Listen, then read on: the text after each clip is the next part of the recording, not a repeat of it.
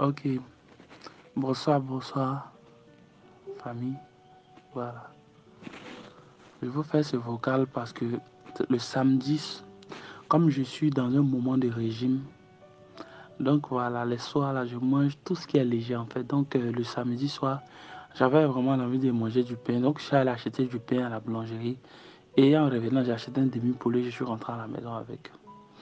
Comme je suis arrivé à la maison, j'étais couché sur mon canapé et j'ai causé un peu sur les réseaux sociaux avec mes amis et autres.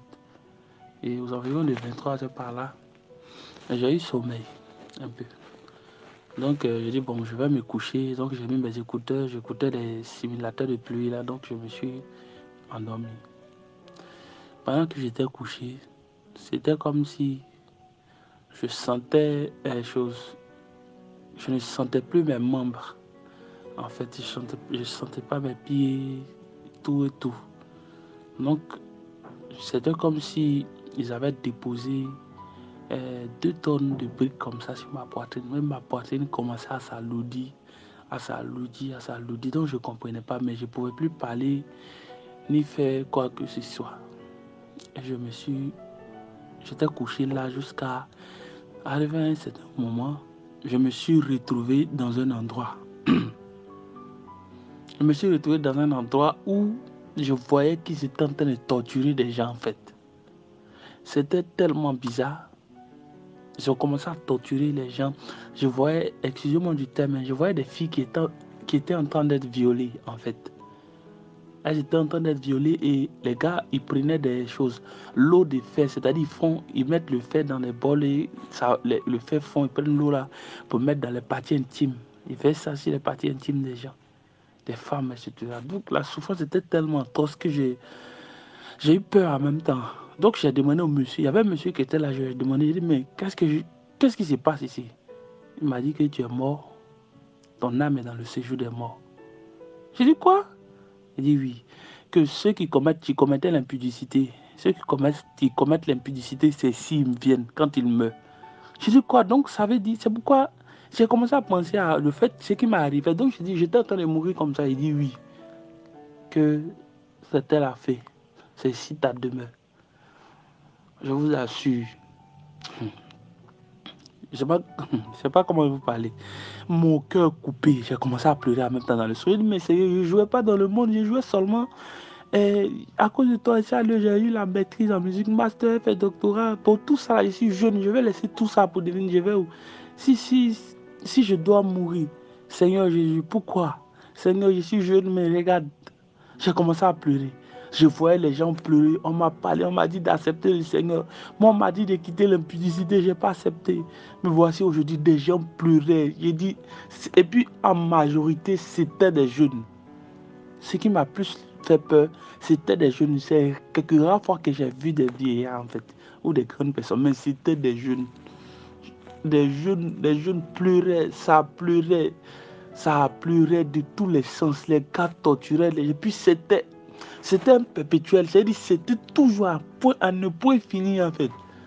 Je, mais je fais quoi ici, Seigneur Jésus? Qu'est-ce qui m'a amené là? J'ai commencé à pleurer. J'ai dit, Seigneur, mais tu ne peux pas me laisser là. Donc c'est fini pour moi quoi. C'est-à-dire je causais avec des amis. Donc ma vie est terminée comme ça sur la terre. C'est-à-dire le gars ne me parlait plus. Mais quand je regardais tout ce qui se passait, je comprenais en fait la scène. Donc, étant là-bas, mais je pensais comment les gens vont mettre mes photos sur les réseaux sociaux, vont mettre les emojis de pleurs. Ils vont dire le jeune pianiste Marius, c'est fini. Je suis Marius, le pianiste. Je ne sais pas si je me suis présenté au début, mais je suis Marius, je suis pianiste. Pour ceux qui vont écouter ces messages, ou ceux qui ne me connaissent pas, mais je m'appelle à l'état civil Lilian Marius. Voilà, je suis pianiste. Je suis pianiste aussi, j'ai joué à LMTV. Certaines personnes qui me connaissent déjà sur les chaînes, ils sauront de qui il s'agit en fait. Vous voyez. Donc je me suis retrouvé en enfer. Il m'a dit clairement que tu es en enfer. Parce que ceux qui commettent le péché que tu as commis là, c'est s'ils viennent quand ils meurent. J'ai vu des chants, des instrumentistes, tout le monde là-bas dans le feu. J'ai dit, et puis des jeunes des jeunes, des filles qu'on les forçait à coucher. Elles étaient épuisées, elles étaient fatiguées, mais on sortait avec elles seulement. Je ne sais pas comment vous transcrivez cette image que j'ai vue. J'ai dit, c'est la scène en fait. J'étais pris de panique, j'étais mélangé même dans le sol. Je suis resté dedans jusqu'à 1h, à 1h du temps, 1h30 comme ça. Pendant ce temps, celui qui surveillait là, c'était comme la prison dans laquelle on était là. C'était pas une prison fermée, mais c'était comme une prison pleine air, mais qui était remplie partout de tout ce qui est atrocité. Et nous étions là, il y avait 2 gardiens. Il y avait un vieillard et un jeune. J'étais à un endroit, mais ils étaient au même moment partout. C'est-à-dire que tu essaies de t'échapper pour sortir telle chose, il est là, même tu te repousses dedans. Donc j'étais vraiment, vraiment perdu. Je dis, mais Seigneur, qu'est-ce que je fais là? Qu'est-ce que je fais là? Et je suis resté dans cette situation jusqu'à en train de pleurer, en train de me lamenter avec les gens qui étaient là-bas. Mais ils n'avaient pas encore eu assez à moi. J'ai dit, ils ne m'avaient pas encore touché, mais je me trouvais là. Et arrivé à un certain moment, c'est comme si quelqu'un m'a poussé. Donc quand la personne m'a poussé, je me suis retrouvé en même temps dans mon corps, mais je ne respirais plus. C'est là que je suis qu'effectivement j'étais mort. Je ne respirais plus, je ne parlais plus, je ne respirais pas, mais je sentais que j'étais arrivé, j'étais couché là. Et au fur et à mesure, le poids qui était sur ma poitrine a commencé à s'élever progressivement. A commencé à quitter sur moi progressivement. Et j'ai commencé à respirer un peu. J'ai commencé à respirer un peu. Quand la force, j'ai commencé à bouger mes mains en fait. Mais je ne pouvais pas me lever comme ça. Donc je me suis débrouillé jusqu'à me suis levé. Quand je me suis levé, je me suis assis.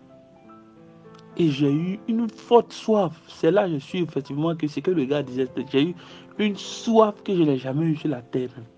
J'ai pris de l'eau, j'ai commencé à boire. Et après avoir fini de boire, j'ai eu vraiment faim et j'ai mangé le pain et je me suis couché. J'ai commencé à pleurer, me repentir.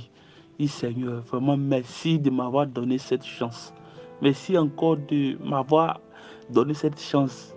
Que si je revenais, je vais parler de ça aux gens, à mes frères et sœurs, que tu sois instrumentiste, pasteur, homme de Dieu, peu importe qui que tu sois. Vraiment, la fin des temps est proche. Jésus revient bientôt. C'est ce qu'il m'a montré. Je t'assure que la mort, ceux qui se tapent la poitrine pour dire est-ce que tu sais qui je suis, je dis vous n'êtes rien. Je ne suis pas en train d'insulter qui que ce soit, mais vous n'êtes rien. Parce que mourir, ça n'est même pas une minute, c'est une histoire de secondes. Quand Dieu retire son souffle de vie en toi, tu n'es rien. C'est fini. Je dis, je suis mort en quelques secondes, c'est fini. C'est quand je suis arrivé là-bas qu'il m'a dit effectivement que j'étais. C'est là que j'ai su que c'était fini pour moi. Mais ça s'est passé tellement vite que je ne l'ai pas su. Aujourd'hui, étant au culte, ceux qui m'ont remarqué, quand je joue un peu, je sors. Parce que je sortais pour pleurer. Je me forçais pour ne pas que les gens puissent comprendre. Mais j'étais là où ben, je laisse le piano, puis c'est couché dans le piano. Ma tête était baissée. Je vous assure, mes frères et sœurs, vraiment, changeons de vie. Parce que la mort ne prévient pas. La mort vient en tout moment. Quand Dieu t'appelle, il vient en tout moment. La mort peut te surprendre. Je ne suis pas pasteur, je suis simple instrumentiste. Je veux vraiment que ce message, excusez-moi si c'est long, mais j'ai voulu faire un en même temps, je ne voulais pas entrecouper. Mes frères et sœurs, repentons-nous, revenons à Dieu. Parce que j'étais sûr que peut-être aujourd'hui, ils vont vous annoncer que votre pianiste, ou bien Marius de jeune, effectivement, il est mort, ou quoi que ce soit. Et ceux qui m'ont connu, c'est les personnes qui me fréquentaient, sachent que je ne joue pas derrière les artistes mondains, je ne joue pas dans le monde. Donc sûrement ils allaient dire non mais l'enfant il était bien Marius. Marius était tellement bien, Marius était tellement tant, alors qu'effectivement il était en enfer. Vous voyez, l'habit ne fait pas le moine. Adorons Dieu véritablement. Je veux que vous partagez ce message pour sauver la vie des frères et sœurs. Je ne sais pas qui, mais envoyez ça à tout le monde, que tu sois pasteur. Rien ne définit notre salut. C'est notre vie, notre intimité, c'est ce qui nous garantit. Parce que ce n'est pas le fait que je jouais à l'église là qui m'a sauvé. Ou quoi que ce soit. C'est ma vie qui m'a condamné. Vraiment, c'est le message que je voulais partager avec vous.